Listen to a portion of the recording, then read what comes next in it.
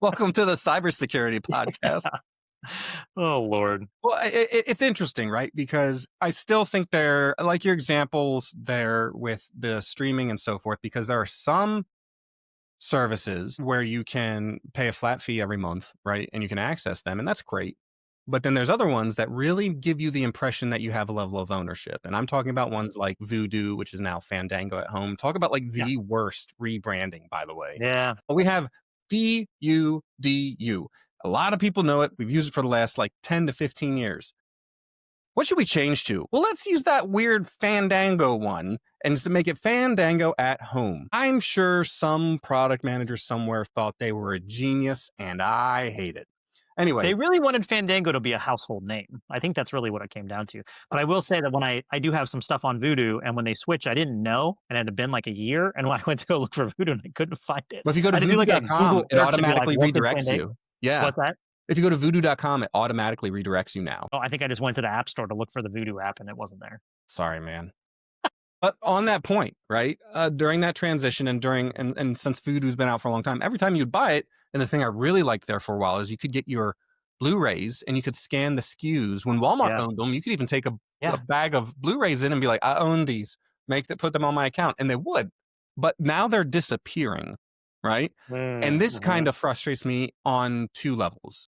I was willing to sacrifice, a bit of the streaming quality and the video and audio experience for not having to have just a wall of Blu-rays and DVDs like I'm still in college, right? To be like, remember back in college when you're like, and yes, and these are all the DVDs I own. Yes, I'm clearly on my way up, right? Maybe that was just me. But anyway, like that was a sacrifice I made to like, it's convenient there. But now when they disappear because they don't have the rights anymore, I will say I'm sure part of this is on me, because have you read any of the end user license agreements that EULAs? No. I haven't. That's actually one of the benefits I really like about AI now. Whenever I get a EULA, I'll try to throw it in there and be like, hey, what are the gotchas? But here's the thing. At the end of the day, if you don't agree to the EULA, they'll just say, okay, then don't use the service. Right. Even if you're willing to pay for it, which is an issue, right? And so this is where things start getting hinky. And we're already seeing it with streaming services, right? Where we don't own any of the content that we're watching or downloading. That's fine. We only want to watch, there are very few shows that we want to rewatch. The Office is one of them, and then I don't know, there's probably some other ones. Parks and Rec. They're all NBC shows. I like Parks and Rec a lot, and The Office. Yeah. And so you have these agreements, and then you're like, okay, well, I'm going to go ahead and get this service. You get the service, it's ad free. All of a sudden, it's an upcharge for ad free. And all of a sudden, even if you do the upcharge for ad free on Peacock, by the way, I'm going to call them out because this is horse shit. All of a sudden, with certain things, it doesn't matter if you have ad free or not. Are you for real? They're still going to play on certain titles. They're still going to play ads. I hadn't noticed because I use Peacock twice a year. So it's, exactly. This is the thing is it's now, and I think everybody knows this. I don't think I'm coming up with anything new here. But now, millennials were kind of the generation that were like, all right, we're done with cable. Like, we just don't want to pay $130 for, 99 channels that we're not going to watch, and then the 3 channels that we do watch, right? Not only that, but now we have these things on demand. Great. And so now we're at the point of paying the same price that we would have been paying for cable service with our streaming services. And it's getting a little like it's now they got us right back to where it was before. And it's not only that, their but it's plan the all networks along, that are buddy. running it. Yeah. What's that? That was their plan all along, buddy. I know, I get it. And I understand that like we played right into it, but that wasn't what this was originally invented for, right? This was 100%. And I agree. Yeah. But the part, and as smarmy as that is, right?